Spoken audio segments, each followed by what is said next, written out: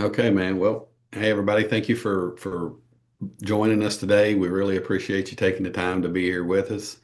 As always, this is not legal or financial advice. Always consult a professional. Anytime you start or do any of this stuff that we're talking about. And without further ado, we got a gentleman here from the Jacksonville, Florida market who is going to talk to us today about virtual wholesaling, which is, what a lot of people in this group is trying to accomplish, and even people like Saeed and different people that's out of the country that's trying to work into the U.S. market. So without further ado, I want to introduce you to Matthew Swink. And Matthew, go ahead, take it away. Tell us how you started, how you got here, and what you're doing right now, buddy. Sounds good, man. Yeah, thank you, everybody. And Saeed, God bless you, bro, for being out of country and trying to make that happen. That's a hell of a feat, bro. Thank you very much. Yep, God bless My you, man. pleasure. So yeah, man. I guess I was born in a small town in the central part of California. Um, Nothing like this was ever existed. It existed on the Monopoly board, right? So going through life, I had moved to Northern California, Southern California, back to the Central Valley where I'm from, um, and then out to Florida. That's kind of where things started for me on the real estate side. I was living in pretty dark, pretty dark area in my mind, my spirit, relationship wise, business wise. I was in a relationship I didn't want to be in, business I didn't want to be in, drinking, doing drugs, and at some point, I sought after God, and first thing that went off the list was the relationship, and at that point, I went back to the only thing I knew that would help me work through it, which was martial arts. So I just plugged myself into jujitsu like a madman because I tend to be go into the cave and be recluse. So that was kind of the starting point. I met my wife there, um, had my first child, and that was my first child. Zeke was my catalyst for going into this business. I happened to be at a business meeting working on getting the hell out of my past business, trying to find something, found out about wholesaling. And as I'm leaving Miami, uh, which is about 6 hours, my wife calls me and she's like, Zeke is coming. Mind you, this is 35 weeks. So on that drive back, as I'm like, I can't do anything about it. I just had to give it to God. And yeah, it was at that moment where in my mind, I was going all in because I didn't want to bring my son up in an environment where I'm pursuing a business because I'm too weak to make a change, or it's just too comfortable. And that was he was born in May of 2022, and I started studying from basically June, July, somewhere in there till about October. And in October was the first time I actually jumped in the game after I felt confident enough with my skills. At that point, I was like, man, I'm getting analysis paralysis here. And I was so concerned about talking to people. Didn't have a boatload of money at the time. So my first entry in the game was going after on market deals or agent relationships. First property I called, I got it under contract first week, got a second one under contract the second week, and which is a blessing. That doesn't happen all the time. Being, 250 plus transactions under my belt now, it's like that doesn't happen. So I was blessed there. But what that did for me is it gave me proof of concept that it worked. And, the money, it wasn't about the money, but just to see, hey man, I just made 56K in 2 weeks. Like, holy shit, this changed my life. Like, this is life changing. Not necessarily about the money, but the fact that, hey, God is answering prayers, at the end of the day. So had some pretty good success. I end up having another guy that happened to move out here that was working on dispositions. I was working on acquisitions.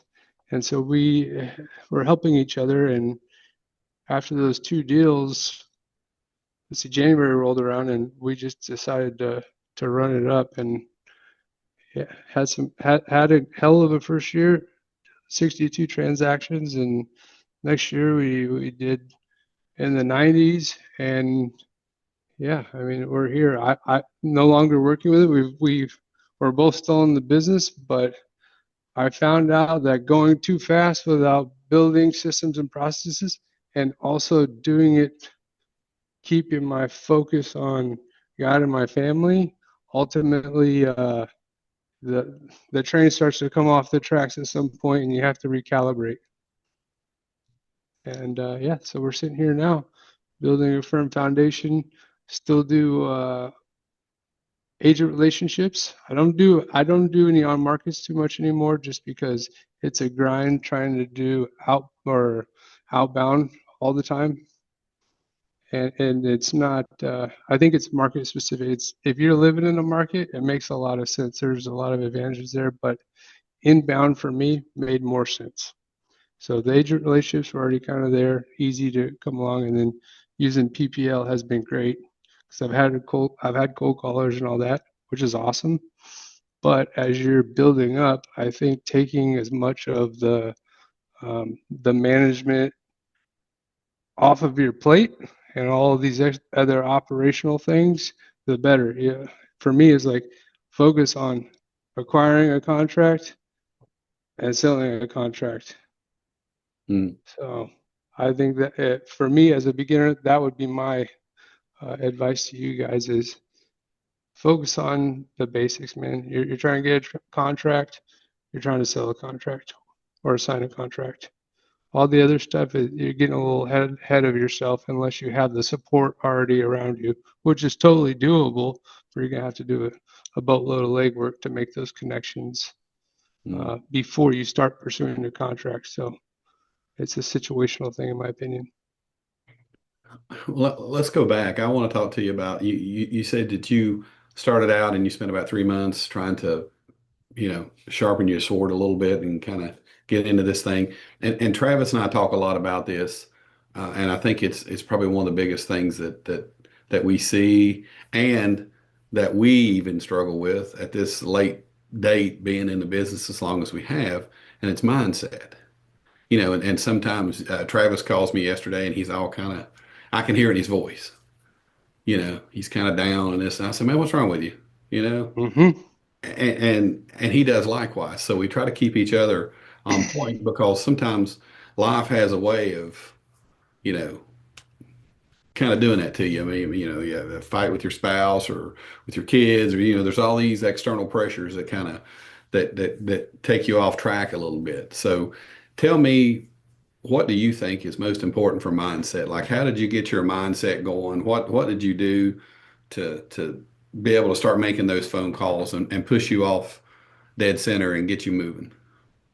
Uh, One word is God. It ain't about me at the end of the day. When I start feeling some type of way about myself, I go to prayer at the end of the day because I'm here to serve others and glorify the kingdom. So it's like if I make it about myself, I'm being selfish in that moment, and I'm going to stay in that cycle, talking to myself in my own head. So at the end of the day, when it hurts too bad, I mean, I've got a family, right? So I've got kids, and that's motivation. I got a wife, and I just want to do for them. But sometimes it's hard, man. I struggle now. So at the end of the day, it's knowing that it ain't about you at the end of the day, and that all glory to God. Call it. Um, it's grace. It's grace that you're even in the position to be able to serve others. So why are you going to sit there and piss and moan and stay in it? So you got to take action to get out of it at some point. I mean, it's easier said than done, but what are you going to do? What's your trigger that you set for yourself to get out of that mind state or start pushing forward through it, because eventually it starts to fade. Eventually, it starts to fade. And for me, I have what I call my mat carriers. There's four people that I can call on a dime if I'm struggling, just to at least get it out of my own, get it out, speak it out loud, right? Because then the conversation that is going on in my head that I'm playing ping pong back and forth, uh, I can bounce it off somebody else, and they may just say one thing to ease my mind and bring me back to kind of a level head. I like that. I don't think I've ever heard it put like that. You say you call them map carriers, Mat, M-A-T, mat carriers, mat four carriers. mat carriers. So like if you picture a mat, one guy on each side, my legs were cut off and I needed to get over there. These guys, no matter what time, what place, there's no judgment. There's only love and support there. Man, that's powerful. That's good stuff right there. I mean, we interview a lot of people, and I've never heard anybody say that before. So I think that's a powerful tool maybe for everybody that watches this video is to find a few guys and maybe even some of us in this group that would be those people that you could call when you need that. Yeah, and I would say to that too, man. It's like don't don't judge yourself because at the end of the day, we're all human beings. Um, and no one could do it themselves. If you're saying, "Oh man, I got this," guess what? You're effed because that's your ego talking. That's the devil talking to you at the end of the day because we're flesh, bro. We can't do nothing. We don't have any control. We could take action and the outcome is going to be what it's going to be, Mhm. but there ain't no way we could do it. So have you kind of had these people, your mat carriers, since you've kind of started down this road in real estate? And No, would you say it's been a big help to you through the? I had to get to a point of listen. Everybody has a line drawn where they know they've gone past their threshold of what they accept and what they don't. My problem was that I built such strong relationships in love for people that I allowed myself to go past that threshold, which in hindsight wasn't really giving them love. It was an emotional love that I had for them, as opposed to um, what I call agape love, where I'm doing what's right and loving them with what's right because uh, just the emotional love ultimately can create destruction. It's good for some things, but if you just operate solely on that, your decision to go past that line has an impact on others around you, whether it be your wife, your brother, whoever it is that's close to you in your family. So it took me going past that, and actually a brother of mine being like, "Man, you don't get angry." I'm like, "Yeah, I don't get angry because I have no reason to. The only reason I would get angry is if somebody were trying to harm my family or loved ones." He's like, but ultimately, what he's trying to tell me is that I was not to say I need to get angry, but I need to stand firm, right, and not allow myself to go past that threshold, which was a trigger for me, and that's when I fired everybody. I had up to 10 people on the team, and guess what I did to myself by wanting to help, wanting to. I got to a point to where I was like, I wanted to help so much that I had extended myself out like I was had changed, and it's like every time somebody needed help, I didn't have the capacity to do it. Okay. So Yeah, yeah, man. Thank you so for. that's when I fired everybody and said, I'm gonna build this thing on a firm foundation that when shit gets a little rocky or moves, boom, it could just self-correct right back to center because it's built on a firm foundation. I could truly help people. So it's a one step at a time thing. I'm notorious for putting too much on my plate uh, until I could do. It's that same mindset. I got this. I could do it, man. No problem. But it's like, can you really, bro? Can you do it in such a way that serves and loves that person? I know that's on your heart, but do you have the capacity to do that? Yeah. I think you just gotta be honest with yourself. Yeah, I appreciate that, man. I mean, that's, sometimes you're talking directly to me with that stuff because I try to take it all on and do it all and serve everybody and answer all the phone calls and do all of the different things. And sometimes it does wear you a bit thin. And I know Travis does as well. So, and we were just having this conversation yesterday morning, about mindset and some different things and how important it is to get started the right way and to have the right mindset and to jump into this business. So I really Yeah. do. I appreciate you telling us On all. that, brother, I think you're welcome, bro. I love you, man. You're you're all good human beings wanting to serve people, but I think there's a way to go about building that firm foundation. I think in this business, it's your systems and processes must be able to handle inputs and create outputs, right? So it's like if you want to serve 100 people, cool. How do I serve one person? How do I build a system that can serve a system and process, procedures, and steps to serve just one person?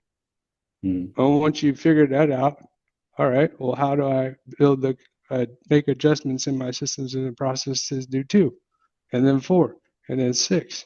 That's how you're able to really help a lot of people.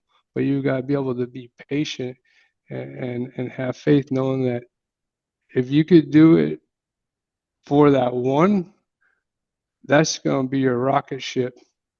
You could prove that one, that's your rocket ship. yeah.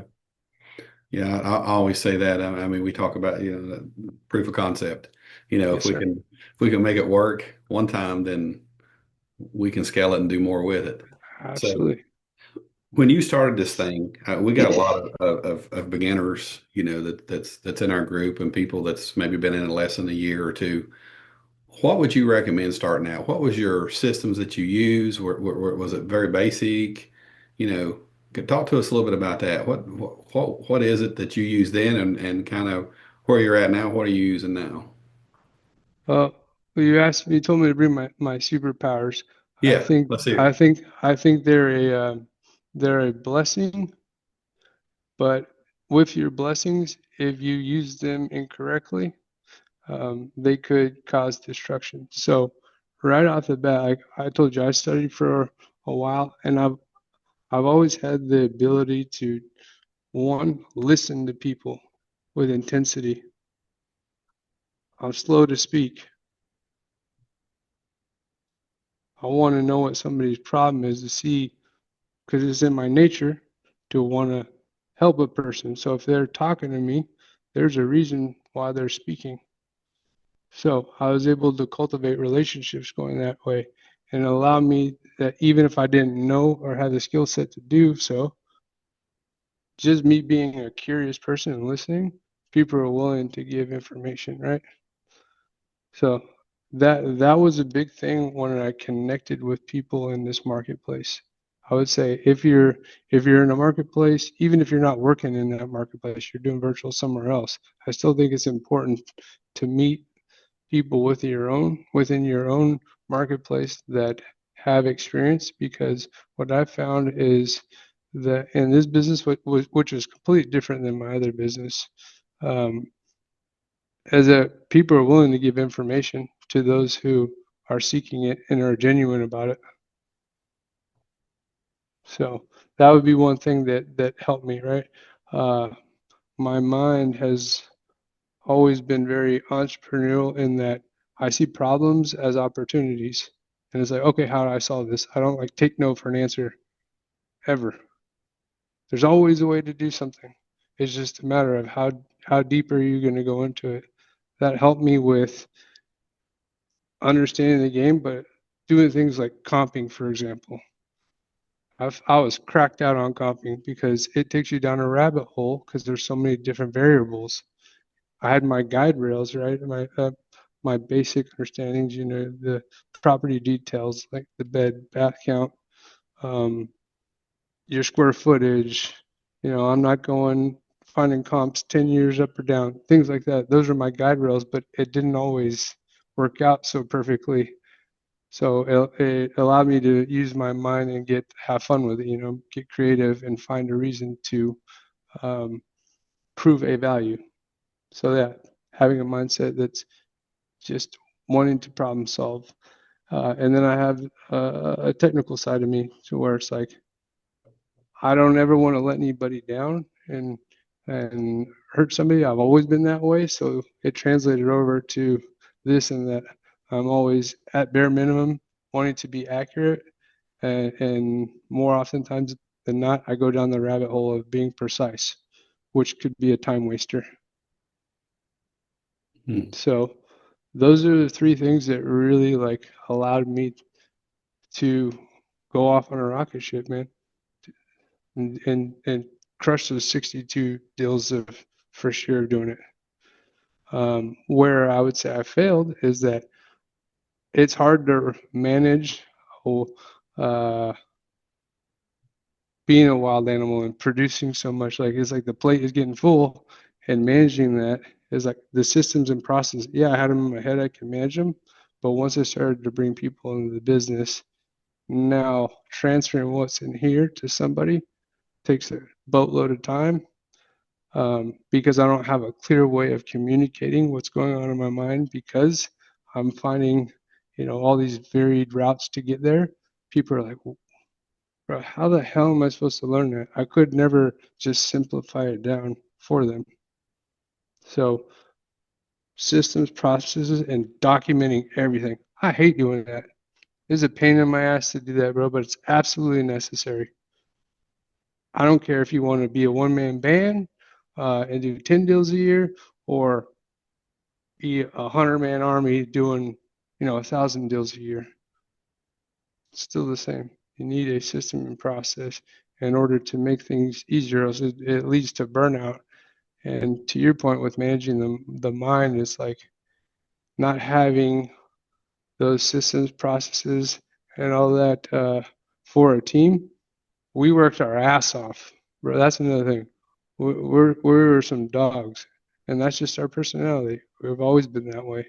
So there's a certain breaking point to where, for most people, to where they're done with the suffering and they're tapping out. Um, and mind you, I'm 38 now, right?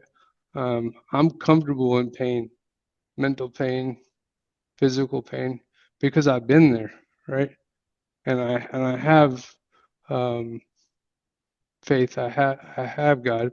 Younger guys who haven't been to that point, is uh, there's an expectation almost there, like, come on, man.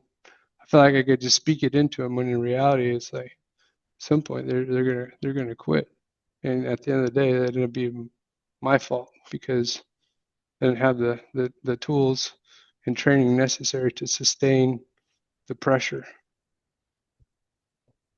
Okay. Travis, you got any questions? I'm sure you do. That's why. Nah, I'm over here just enjoying the show, eating my popcorn, and I'm listening. This is some good stuff, Matthew. I love that you got me inspired over here. Um, so I think that I want to touch back on what you said earlier. You fired everybody. I Yes. hear that a lot actually. Like a lot of guys that's been in business for a while, they talk about they hit a point where a lot of people get fired, right? So what does your business look like now today? Like, and what does it look like? What do you do every day, and how does that look? So in terms of number of people now, it's me, my cousin Mario, who man has a crazy story, bro. One day we'll get into that, but he's rocking with me. We're 1 year apart, uh, and we have another homie that goes to church with us. His name's JC.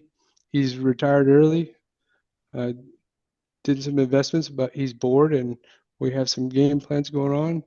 And this wholesale business is ultimately feeding into something greater, which we could touch on another time. So it's really just two, just adding on a third person, and that's it, man. I'm partnering. I have relationships, so in the core business, it's just two bringing on the third one. But I feel like I have an army of people around me. You know what I mean? That have established. So my day looks like uh, in the business or just in general.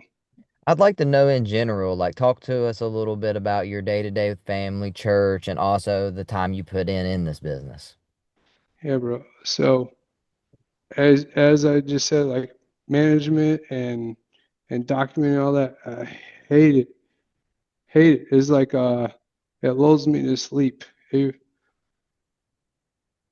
So I've forced myself in a way to create a framework for my day, right? So I wake up, first thing I do is pray. I've got to. If I found that if I just run into business, then I start to lose track of what's most important to me, which is God and my family. My whole purpose, guys, in life, my whole goal is to build a relationship with God, my family, and to have business be my ministry that feeds into it. It's that simple. But knowing my addictive personality, I jump into work and that just starts to consume my thoughts, and I find myself, oh shit, now I gotta shift my mind, trying to focus. I'm going bottom up instead of top down. That being said, I'm always make adjustments. So these days I'm wake up, I pray, I brush my teeth, wash my face, take a pee, get my clothes on, and I go in to read the Bible, man. I got to. I've got to. And then I usually stretch, get on roll my back out or something, and then I get after it in the work. But I try to pre-plan my day out. So that's a tough thing for me to do too. I'll work, and next thing you know, it's 6, 7 o'clock. It's like shit. I forgot to get to recapping my day and planning for the next day because I have 4 kids, a wife, family, business. It's like uh, when I go home, I don't want to be like staying up late extra hours and losing sleep to try to catch up there, and I also don't want to take away from my children. So yeah, once I get to work, usually in the morning, when we start to work, it's always a quick recap of the day and what we're going to do for that day. And I start off the morning uh, more or less in working the systems and processes and doing other things like that. The calls and the actual money making comes either late in the morning or early in the afternoon. So even with the deals, like I do PPL, so I'm gathering leads before I'm calling them. Like I want to be prepped, ready to go. I don't want to be searching for leads and trying to call at the same time. So I'll usually have like for high speed to leave, I had already set filters, so stuff is coming inbound. So I'll check those in the morning, early afternoon, or before it gets too late in the afternoon. And I'm also using Lead Zolo, so it's a little bit different. That's more of a bidding marketplace. I haven't mastered that yet, but I love it. What I end up doing is I go search through the marketplace and I'm looking, hey, which markets or is there opportunity in the markets and counties that I'm targeting? If there is, there's usually a waiting period, so I'll have to document which time they're about to end before they go off. So I'll come back to that. And yeah, the days are different, but that's kind of like the workflow is I get the stuff I hate out first, and then I get the money making in the middle half of the day, and then recap the day, plan for the next day, and then rinse and repeat. I'll stick in some meetings here and there. I try not to do too many of those because it can take me away. But I think that's important too. You got a relationship build. You got to be okay with stepping away from the money making, especially early on, until you can afford to plug somebody else in, and that can just be running. Hopefully that answered your question. No, definitely. I think it's important to talk about, the things that you're doing day to day because for those who's just getting started, they really have no idea what it takes and they're working regular jobs a lot of the times and they're hustling, they're spending time with family and then they still got to spend that time on the phones, right? That's the hard part. Absolutely. So like, what has been the biggest thing for you? Like, how have you, I know, like, what do you feel like, let's say, let's go back. So it's the morning, it's a day where you just don't feel like doing it. Like, period. You don't feel like doing it. Is there anything that you can do to get yourself motivated? Like anything that you have in your routine that helps at all? That's why I pray first, Just praying first every day helps you? right? Like, Because if I know that's my direct link, yeah, that's good, man. that's where things get better is when I pray, that's when I can actually see the prayers being answered. So for me, there's an obligation there to pray Yeah, because again, nothing is about me. I'm here to serve. So if I don't do that, um, I'm choosing not to talk to God. I'm choosing to let my family down. So I don't. If, for example, if I don't see myself as anything other than a vessel, so it's like if I'm choosing the vessel, well, then in my mind, I'm sinning at the end of the day against the one who guides me with the light that allows me to pursue being salt and light onto this earth. So that's enough for me, bro. If it was about me in the morning, it's like I got to go work out first. Then I could be weak if I'm not feeling it. yeah. I But like I've that. been through enough suffering to where it's like I'm okay with pain. I've been through it, physical pain, mental pain. So when it's not about me, that's when it's like it's okay. I got to get my ass up and do it. Yeah, man. So, That's good stuff because that's hard. We all go through those moments where we don't want to do anything. We don't want to bro, wake up. it hurts. Yeah. You got to go after it anyway. You got to if that's what you want, right? If that's really what you want. Absolutely. I'm telling you, man, you genuinely have to put in the work, the preparation work, and you have to constantly go back and make tweaks.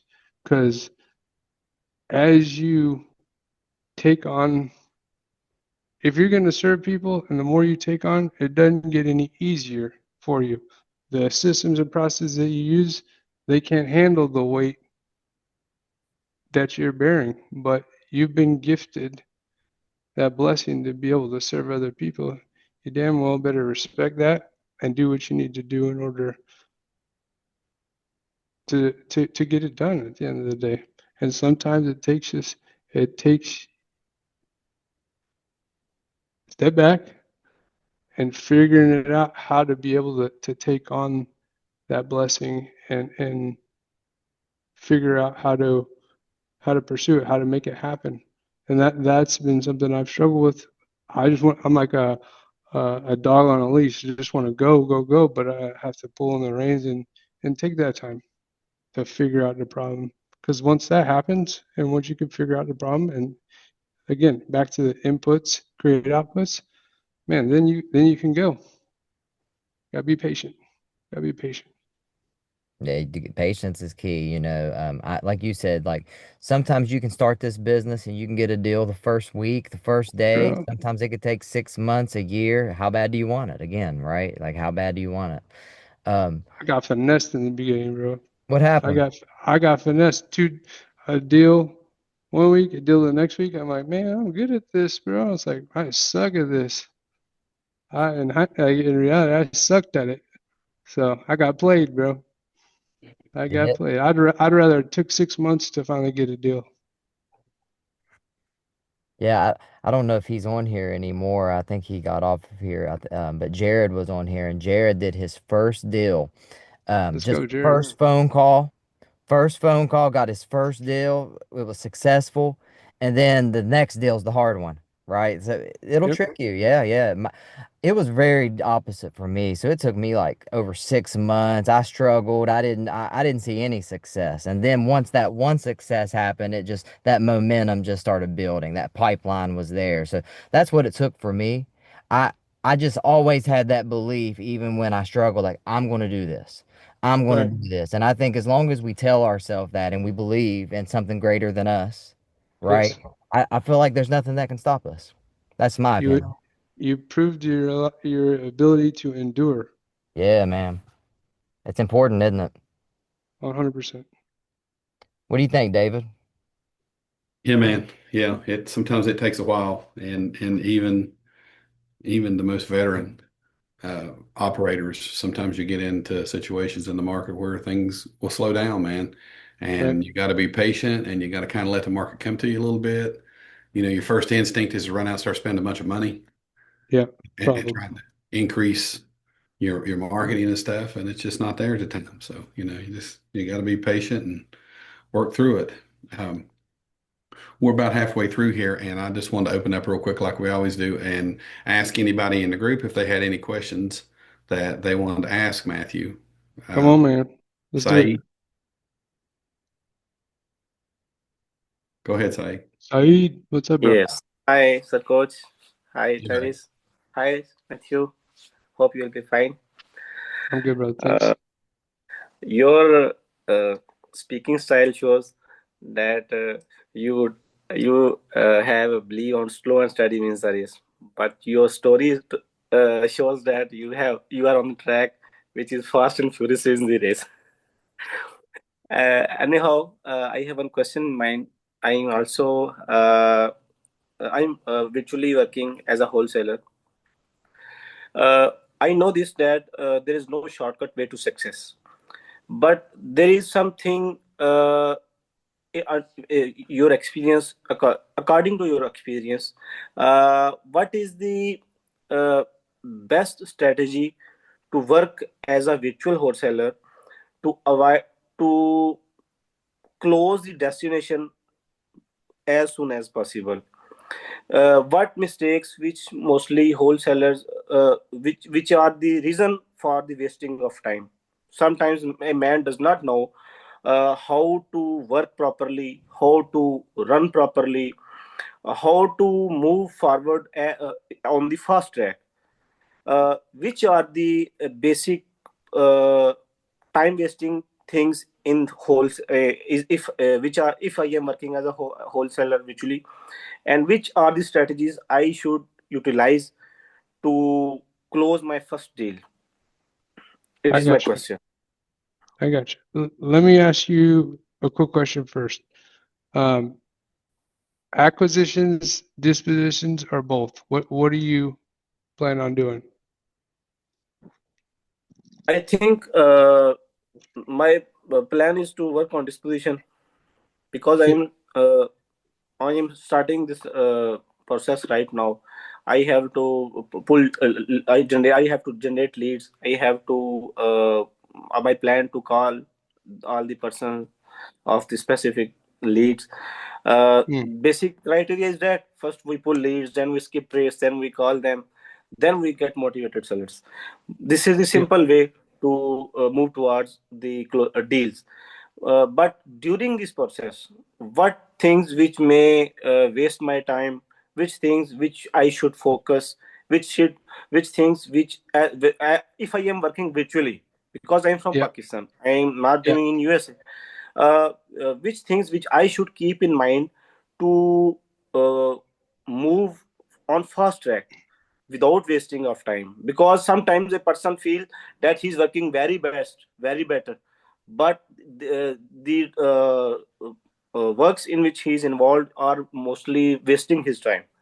Hmm. That's why I will request you, please open this point that how I can work efficiently as a virtual wholesaler to close my first deal and further more deals. Right. So let's start with your system, right? You said you wanted to do disposition, but it sounds like you're talking about cold callers, which is an acquisitions. I wouldn't have a big old team. Um, if you're going to be doing acquisitions, getting the contract, and I would focus on that. And you being in a different country, entering in a new market, one of the big things I'd focus on is finding JV partners, joint venture partners, somebody to dispo your deal, I right? have Perfect. Beautiful. Good ones too. Which is an important thing. he, he's Good he, disposition he's your partners. host. He's your host. Oh, He, great, coach. no, Perfect. yeah, no. Easy. So Saeed's just he's gonna do acquisitions. Yep. We're just starting to work together. Okay, so he, he he's having a difficult time just I think just getting started where he's overseas. So he wants to fast track it as much as possible. And my Yep. opinion Matthew might have a different opinion, and it's okay. It's just, I think the biggest time wasting is usually, besides spending your time doing the things that don't make you any money, is spending time with the right people, right? Making sure the people that you're speaking with are qualified, they're the decision makers, they have a reason to sell, and they're not just trying to get an offer from you and sell in 10 years. Like, just make sure you're qualifying and you're talking to people who really want to sell, who want an offer from you, that has plans to do something. I think that's a big time waster. You know, that's I agree. one time waster that you have. So if you put yourself in front of the right people, and of course you're going to be in front of the wrong people too, but you have to, over time, but have your intuition know that. Like, you're going to start knowing after you have so many conversations, like, okay, this person's just trying to spin my wheels a little bit. They might be lonely and want a friend. Well, this person actually has a problem and they need an offer today. As far as the fast track, I don't think there is a fast track. Personally, I think it's just doing the hard things, and that's, when you don't want to make the calls, get on the calls anyway, right? I mean, Yep. what do you think, Matthew? Yeah, I Thank agree. It sounds like you already had that relationship. Um, you need what? It's real easy, man.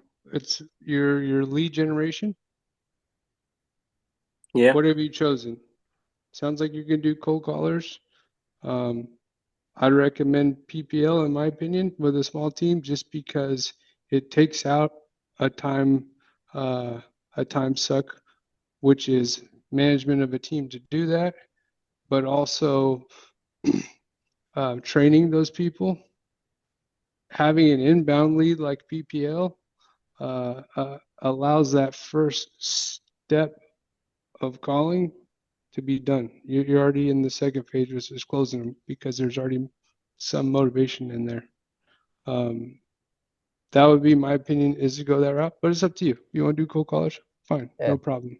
So you've got your lead generation, you've got your markets, you have those picked out. Yeah, the biggest thing, you got to go to markets. You're doing virtual, right? So even starting with one, I'll say 1 to 3, 1 to 5, but you've got to know where at in those states you're going to operate. You're going to pull leads from. Where's the activity? Where are the buyers at? So once you've got your markets done, so you have your lead generation, you have your markets chosen to focus on, um, and then it's having the skill set to get on the phone and close them, which is solving their problems. You got to be able to underwrite deals well and quickly. One thing about doing direct to seller stuff, I think I used to go deep, man. I could spend 10, 15 minutes comping a property when in reality, I think doing what you're doing, you just need to be in a range. So getting really good at comping is very important because, especially with a JV partner, if you lock up shit deals, all you're doing is compromising your dispositions department, or in this case, your JV partner, which could ruin a relationship and doesn't teach you anything. So learn how to get really good at comping. Really, really good. Learn how to underwrite a deal, meaning once you comp it, what's the exit strategy you're looking um, to reach? it's great advice, man. Because it's all skills, right? You're developing all those skills and building that muscle over time. Yep. Yeah, Yep. From there, I mean, once you've once you've got your lead gen, you know how to analyze a property, you know how to talk to somebody and solve their problems. I mean, do you know how to fill out some paperwork? You have the contracts. You have contracts that you can fill out.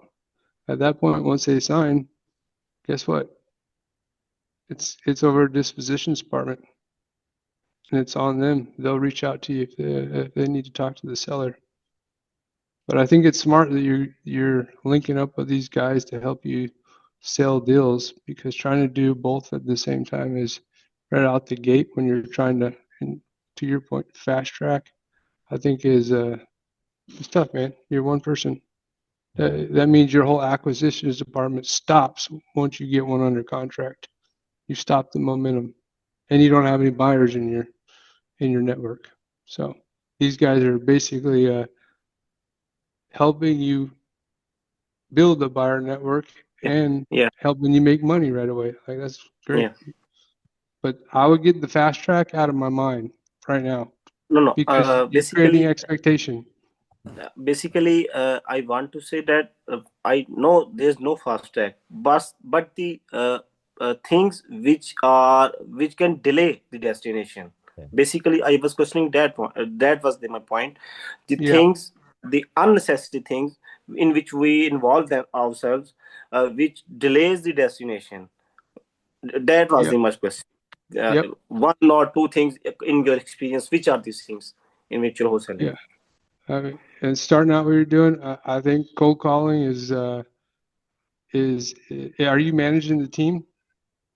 Yes, I have team, but I'll follow my mentor as he Okay. will run me. I will do. So, Yeah. yeah, Yeah. I mean, my opinion, man, do the calls yourself at first. Don't hire a big team, develop the Yeah. skills. And I agree with Matthew. Once you have the skills, invest some money into some ads, some hot leads, some warm leads, right? Like that's where we all want to be.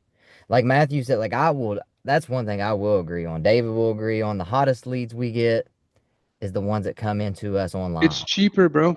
It's cheap. Oh, I've ran teams fire. and it's cheaper. It's cheaper and it saves time.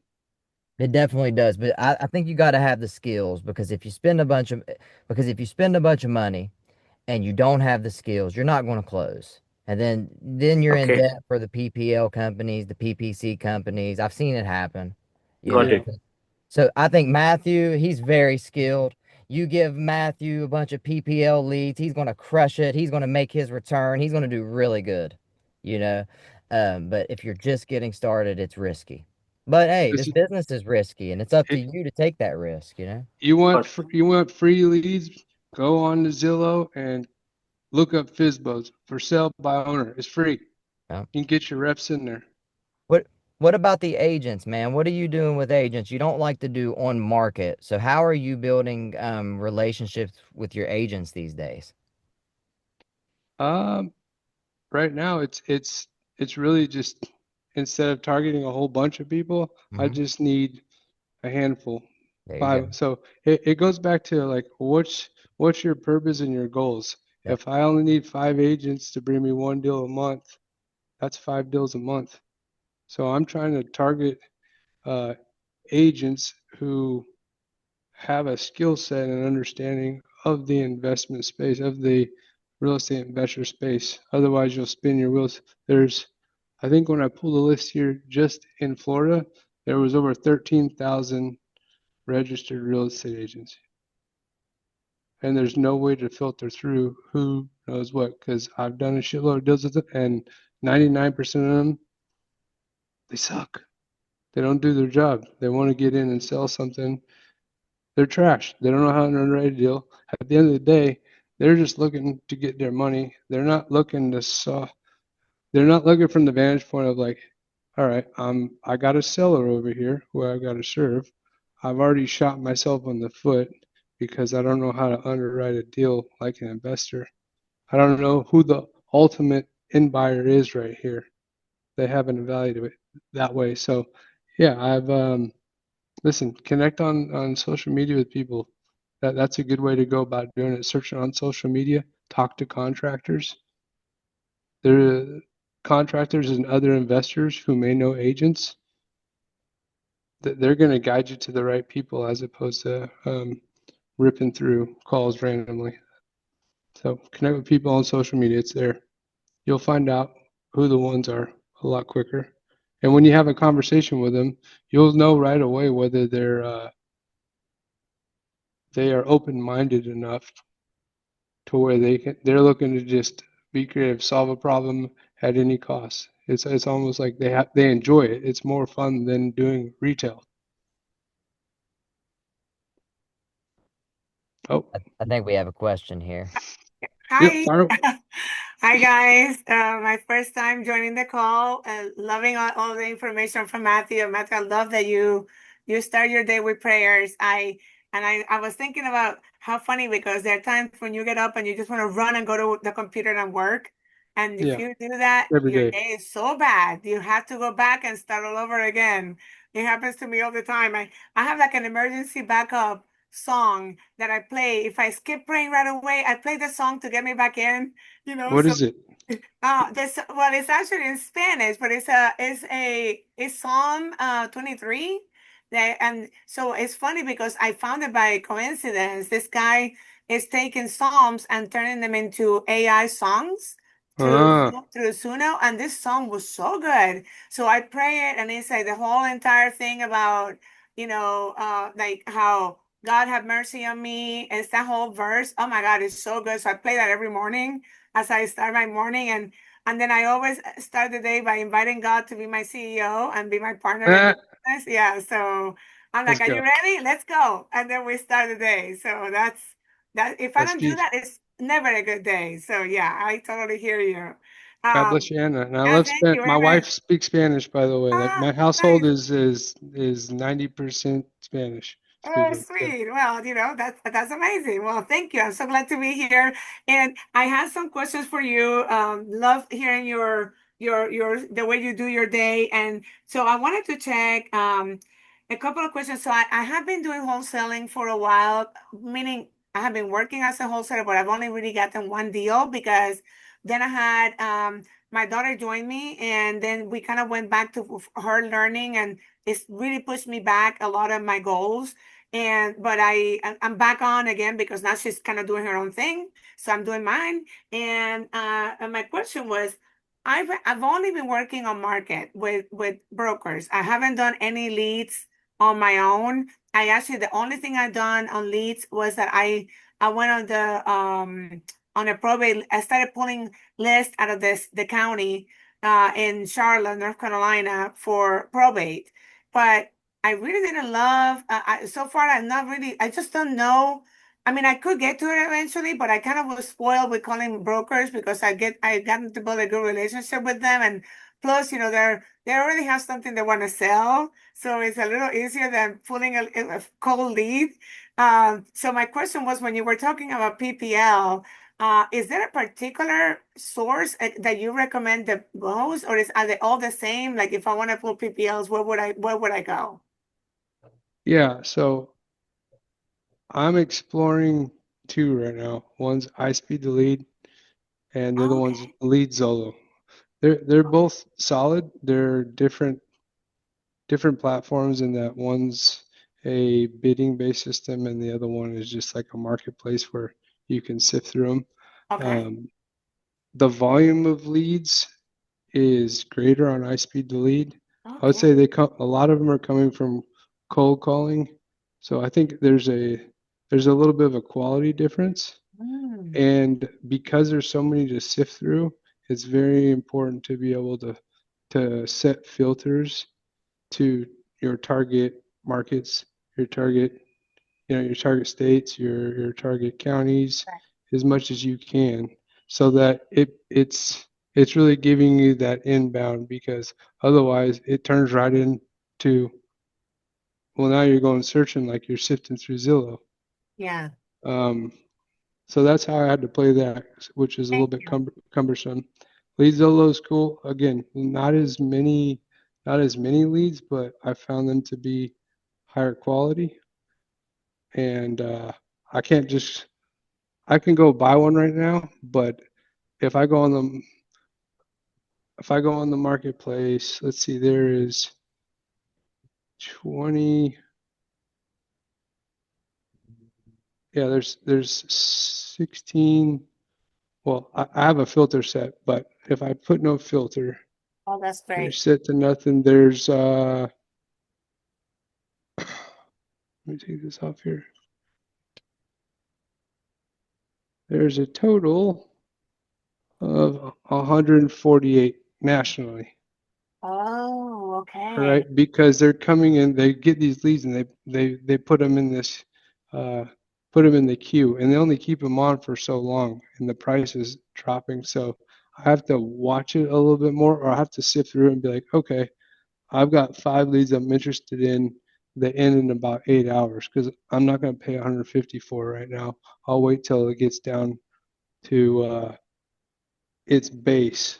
So Okay. Oh, that's wow. the only thing there. So they're not coming in as quickly, but again, higher quality.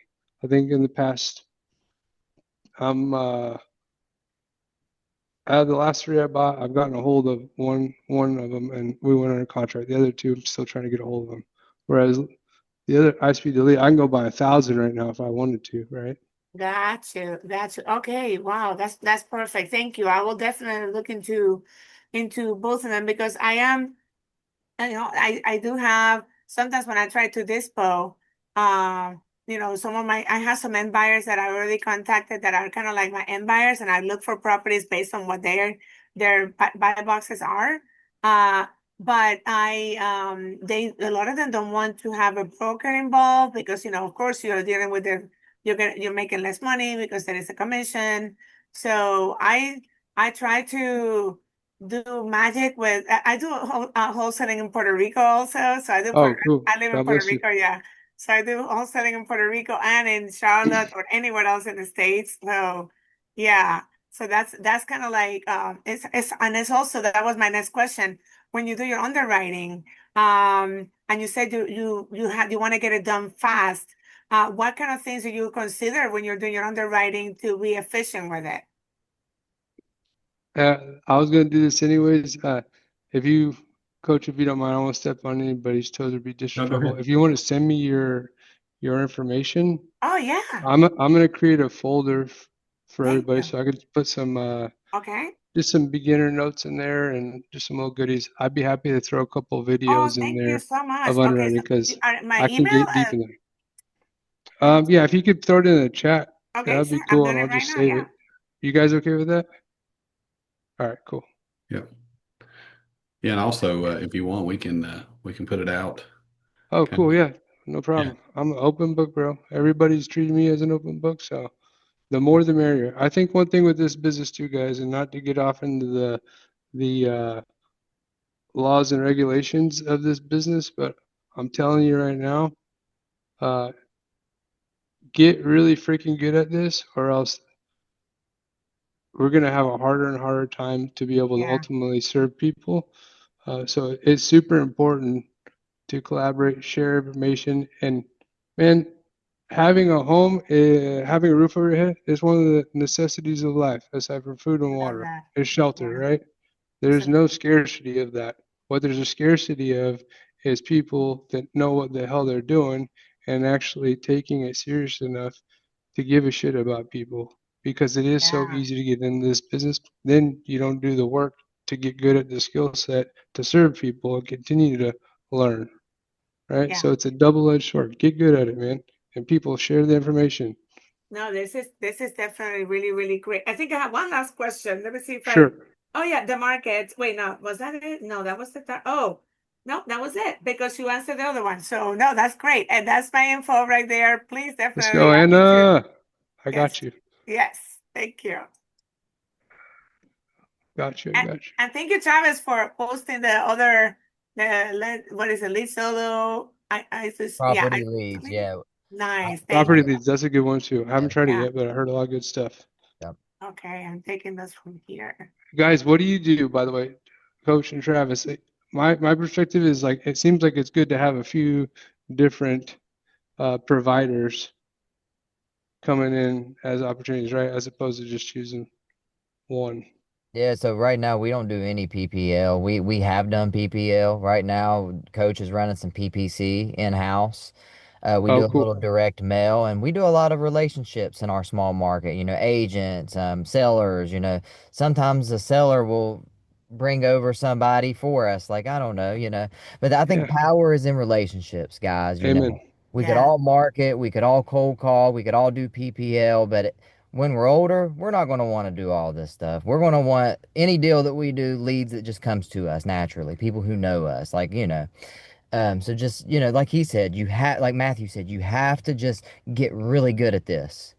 Get really good at finding the deal. Get really good at the conversation of with the sellers, with the buyers, and it's off to the races. You can do so much. You can take this and put it into other businesses. I mean, this Yep. could be life changing for sure. Love that. Yep. But Listen, yeah, these people are looking for you to be the expert to lead them. They don't know what the hell they're doing, these sellers, right? yep. You need to be the expert. So if you're not on there being an expert, guess what? You're a phony. You're lying. That doesn't help nobody. I love it. We're out of time, guys. We appreciate you. Thank you, Matthew, for coming. Coach, if you just want to lead us out of here for the day, we appreciate you. All right, everybody. Thank you for being here as always. And just remember, outwork the market, outlast the noise, protect your brand. And if it'll work here in West Virginia, it'll work pretty much anywhere. On behalf of Matthew Schwenk, Travis Goodwin, I'm Coach. Thank you for watching. Thank you, Thanks, guys. guys. Bye See you bye. later.